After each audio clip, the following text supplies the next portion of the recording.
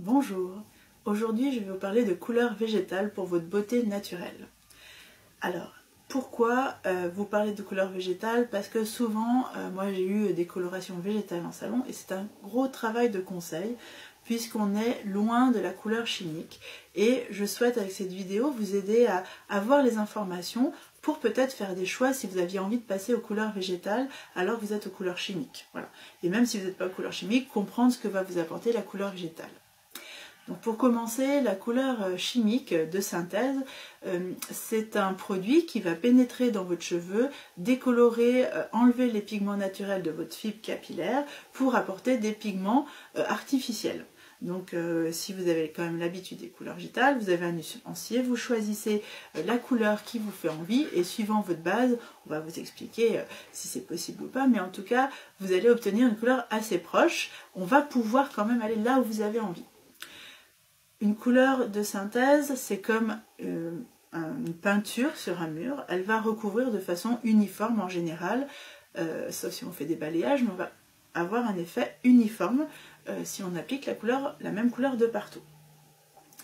Elle va aussi, il y a les décolorations aussi qui sont des couleurs, des colorations chimiques, puisqu'on va enlever juste là les pigments naturels pour éclaircir, aller vers des blonds. Ça c'est souvent lorsqu'on veut éclaircir, apporter de la nuance.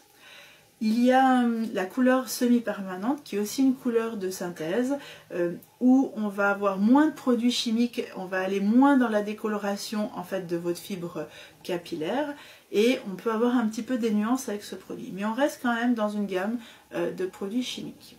Je vous parle de la coloration semi-permanente parce que vous allez voir, avec la couleur végétale, on peut avoir un peu les mêmes effets que la couleur semi-permanente. C'est le milieu, mais on est dans le chimique. Il y a donc la couleur aussi végétale. La différence avec la couleur de synthèse, c'est que la couleur végétale, on va être quelque chose qui ressemblera plus à un vernis. On va apporter une nuance à une matière qui est déjà avec une couleur. Donc par exemple, si vous êtes châtain et que vous appliquez un blond doré dans une gamme végétale, globalement, à part de la brillance, vous ne verrez rien du tout. Parce que votre cheveu ne va pas se décolorer, il ne va pas éclaircir, les nuances sont beaucoup plus claires. Un blond, c'est beaucoup plus clair qu'un châtain, vous n'aurez pas d'effet. Là où il peut y avoir des effets, c'est que si vous avez des cheveux blancs, votre cheveu blanc va prendre avec la nuance un peu dorée. Voilà. Donc vous allez avoir un effet méché, suivant la quantité de cheveux blancs aussi. Voilà. Donc si vous êtes assez châtain avec quelques cheveux blancs, vous appliquez une nuance blond doré. Alors moi je vous parle avec ces nuances là puisqu'en salon j'avais la gamme Logona qui était une gamme vraiment... la première que j'ai trouvée pour les salons il y a 15 ans, parce qu'il n'y avait rien il y a 15 ans. Maintenant on trouve beaucoup plus de choses, donc voilà. Mais je vous parle de ces nuances là, mais on va partir sur le blond doré, et en fait votre cheveu blanc il ne va pas avoir assez de nuances pour que vous ayez l'impression de ne pas avoir de cheveux blancs sur une brune par exemple. Voilà. Donc vraiment c'est important de retenir que la couleur chimique c'est une peinture, la couleur végétale va être une nuance, va être un vernis, pas une nuance, un vernis, même si c'est juste aussi une nuance. Donc l'effet ne sera pas le même, on n'obtiendra pas de couvrir les cheveux à 100% blanc. Maintenant il y a des couleurs végétales où on fait des superpositions de teintes, on arrive à remonter la teinte, à ramener du pigment végétal et donner un effet coloré, mais pas autant que ça.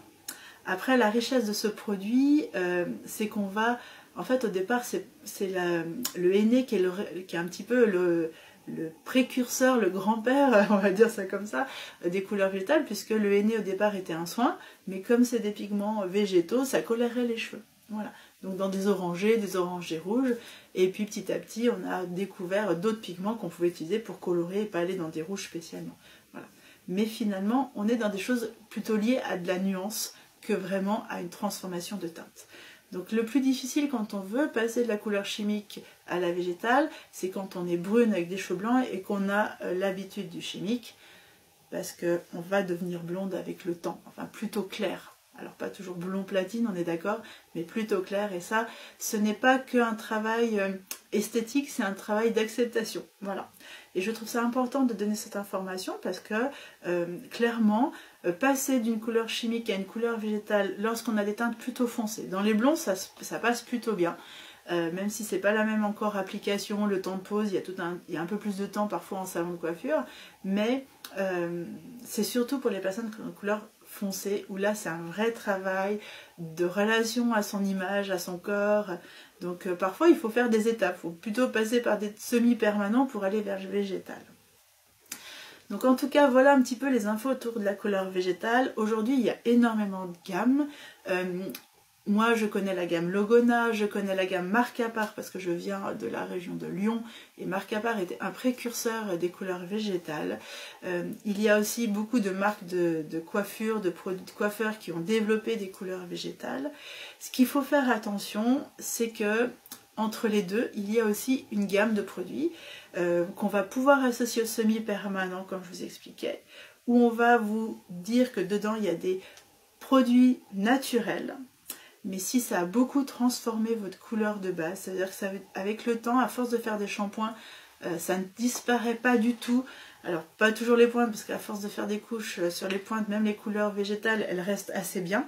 Mais si la racine ne s'éclaircit pas un petit peu et revient vers le blanc, si au bout de 4-5 mois, vous n'avez pas fait de couleur, c'est que là, il y avait un produit chimique.